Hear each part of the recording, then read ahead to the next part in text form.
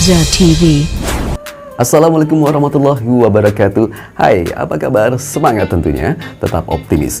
Dan kali ini ZTV Inspirasi mengangkat tema atau segmen dunia usaha. Dan kali ini kita akan mengakomodasi yang menanyakan tentang bagaimana sih cara memulai bisnis depot air isi ulang, dan bagaimana pemasarannya, butuh modal berapa, dan bagaimana masalahnya. Kita akan tanyakan langsung pada orang yang sudah menjalankannya, sehingga ia akan berbagi nanti di sini. Teman-teman ZTV, jangan skip video ini, simak terus sampai akhir. Oh ya, jangan lupa bagi kamu yang belum subscribe, silakan subscribe, like, comment, and share. Nah, dia adalah Bung Zainal. Selamat datang di studio ZTV. Banyak komentar yang menanyakan tentang bagaimana cara memulai bisnis depot air isi ulang. Silakan nanti dijawab. Oh, oh ya, ini waktu itu ketika saya masih bekerja di Metro TV, kenang-kenangan. Ya, silakan dijawab Bung Zainal. Sebelum memulai bisnis depot air isi ulang, pertama bukan hanya modal saja yang perlu disiapkan, tetapi mental. Karena untuk memulai bisnis ini dibutuhkan mental tahan banting ya. Artinya banyak permasalahan yang akan muncul di sini, bukan hanya sekedar modal dan persaingan. Yang kedua, berani malu. Artinya di sini kalau kita pemalu, susah untuk menjalankan bisnis ini karena dianggap kurang kredibel atau kurang eksklusif lah bisnis ini ya. Tetapi jika Anda tidak terjun langsung, meng-hire karyawan bisa saja sih sebenarnya, tapi itu salah satu pengeluaran. Tetapi ketika Anda memulainya langsung dengan memperkerjakan orang bisa saja, tapi karena memulai bisnis ini kan belum kelihatan. Jadi pengalaman saya dulu sih saya lakukan sendiri. Pertama sih awalnya malu ya, tetapi dengan seiringnya waktu saya buang rasa malu itu, karena saya di sini adalah mencari nafkah, tidak mencuri, dengan cara halal. Untuk modal ya dibutuhkan beda-beda sih Bung. Ada yang 10 juta sudah bisa, tapi mesinnya ya kurang kredibel, kurang dipercaya. Artinya airnya pun yang dihasilkan kurang maksimal dengan beberapa filter saja, dan cuma 1 bilik atau 2 bilik. Terus seyogyanya minimal kita membeli mesin depot yang harganya 25 juta hingga 40 juta itu sudah standar. Dan mesinnya itu pun ada kombinasi. Anda bisa membeli mesin yang mineral saja, tidak ada RO-nya, tidak berikut mesin RO-nya. Dan ini paketan, Bung. Anda bisa beli paketan 25 juta, ada juga yang 30 juta, ada juga yang 45 juta. Terus bukan hanya sekedar mesinnya saja, kita juga harus butuh modal untuk galon aja, persiapkan 5 juta ya. Karena galon kalau kita beli langsung ke aquanya, galon aqua itu kisaran 30 sampai 30 ribu rupiah per galon kosongnya. Jadi selain mesin depot, kita juga harus butuh galon, dan galon ini kita butuh banyak, 100 hingga 300 galon. Karena ada beberapa warung yang akan menjadi pelanggan kita itu tidak punya galon. Jadi kita pinjamkan per warung bisa 5 galon atau 10 galon, bahkan ada yang per warung 20 galon. Jadi dibutuhkan banyak galon. Artinya 5 sampai 10 juta itu untuk galon saja. Terus kemudian kita juga harus siapkan dana untuk kendaraan, pengantaran roda 2 maupun roda 3. Jika dana kita mencukupi ya dengan roda 4 gitu.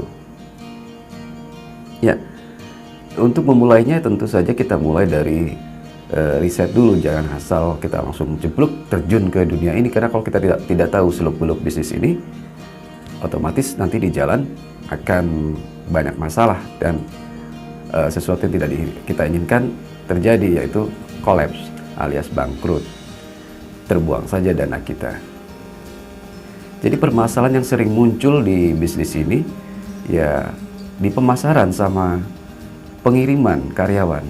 Karyawan seringkali keluar masuk tidak betah karena pengantaran galon ini cukup berat ya, karena jarak terus cuaca yang panas, terus kemudian galonnya saja, 1 galon aqua itu beratnya diperkirakan sekitar 20 kg.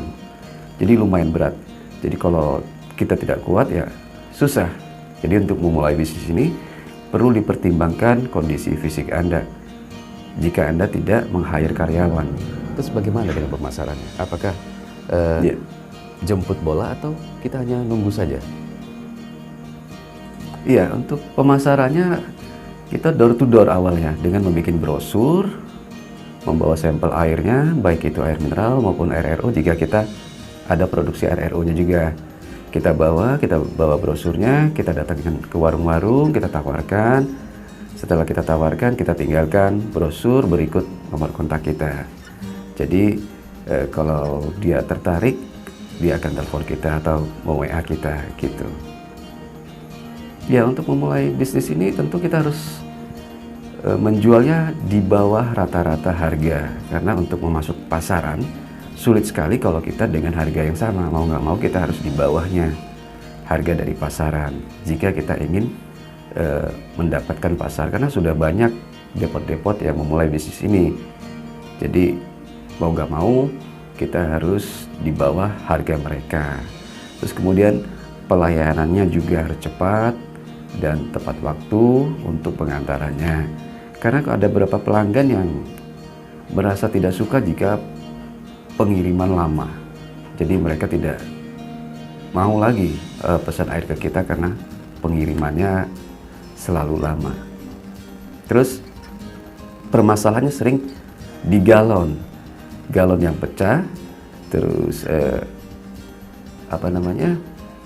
hitung-hitungan galon. Jadi perlu diperhatikan, jangan sampai ada masalah karena selisih hitung-hitungan galon, atau galon yang hilang, atau kita sudah merasa naruh di dalam, tiba-tiba yang punya warung merasa belum ditaruh atau tertukar. Jadi sangat hati-hati karena ini sensitif jika kita berhadapan dengan pelanggan, terutama warung.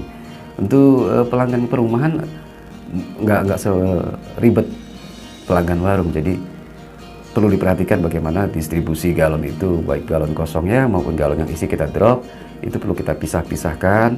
Dan yang punya warung pun melihat ketika kita menarik galon, berhitung bersama, terus kita ngedrop galon yang ada isinya, yang punya warung pun melihatnya agar tidak terjadi konflik karena perselisihan mengenai galon ini gitu.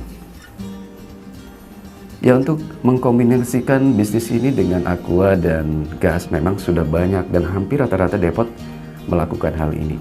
Jadi kita mencari kontak aquanya langsung, baik itu agen maupun SSO, artinya yang akan ngedrop galon air galon aqua langsung dari mereka dengan harga yang tentunya di bawah rata-rata harga warung. Jadi kita bisa jual lagi ke warung dengan harga selisih lebih rendah dari harga warung. Jadi kita mengambil keuntungannya di situ, di selisih harga. Baik itu juga gas, kita kerjasama dengan agen-agen gas. Untuk gas ini memang agak sulit ya, karena sudah dikuota oleh pemerintah, terutama gas 3 kg yang subsidi. Jadi untuk mencari agen yang mau menyetok depot kita, gas kita, memang dibutuhkan waktu, karena rata-rata agen gas itu sudah full kuota. Dan ini perlu diperhatikan juga, kita tidak bisa langsung ke agen, jadi ke sub agennya. Jadi sub agennya ini namanya pangkalan, istilah mereka. Jadi kadang-kadang kita langsung ke agen, ditolak sama agen. Tapi kalau memang kita beruntung, bisa saja kerjasama. Tapi rata-rata agen mengarahkan kita untuk ke subnya, yaitu pangkalan gasnya. Jadi kita kerjasama dengan pangkalan gasnya. Dan yang sangat disayangkan, karena pangkalan gas pun sudah bermain air depot isi ulang. Jadi kita mau beli gas ke dia, tetapi kita harus beli paketannya berikut air isi ulangnya. Bagaimana kondisi ini? Kita sendiri aja jual air isi ulang, mereka menawarkan gas dan paketan air isi ulang. Nah, ini yang sering terjadi. Jadi mau tidak mau kita harus mencari alternatif lain, sumber lain dari gas ini untuk kita jual kembali. Ya. Ya, saran saya untuk memulai bisnis ini, ya pertama adalah mental perlu dipersiapkan. Yang kedua adalah riset, artinya survei dulu, kita harus tahu seluk-beluknya, baik itu dari pengelolaan manajemen, maksud saya bagaimana kita mengelolanya, terus bagaimana kita memasarkannya, terus kita juga melihat saingan-saingan kita, terus melihat pasar kita. Setelah kita cukup mengetahui informasi ini, barulah kita memulainya. Jadi bukan hanya sekedar modal saja, ya Bung. Oke, ya semoga bermanfaat sharing dari saya. Jadi untuk memulai bisnis ini, jangan langsung terjun. Tetapi jika kita sudah memulainya, bisnis ini lumayan loh penghasilannya. Karena kalau pelanggan kita sehari 100 galon saja kita sudah melepas ke pasar, itu lumayan penghasilannya, bisa 300 hingga 1 juta rupiah per harinya pendapatan dari ini. Untuk mengenai airnya, ada yang sumbernya beli dari mobil tangki yang katanya air gunung itu, ada juga ada yang langsung dari bor air bor, artinya begitu. Jika airnya memenuhi syarat bersih, tidak ada warna, tidak berbau, dan pH-nya pun perlu diperhatikan. pH standar adalah 7, toleransinya 6-7 gitu. Oke, itu dia sahabat ZTV, semoga menginspirasi. Tadi rekan kita Zainal telah berbagi bagaimana cara memulai bisnis depot air isi ulang, berapa modal yang dibutuhkan, bagaimana cara mengelolanya. Semoga menginspirasi Anda untuk memulai bisnis ini, semoga bermanfaat. Bagi Anda yang belum subscribe, silakan subscribe, like, comment, and share. Sampai ketemu di dunia usaha. Jangan lupa keep watching. Tetap semangat, tetap optimis. Oke, see you.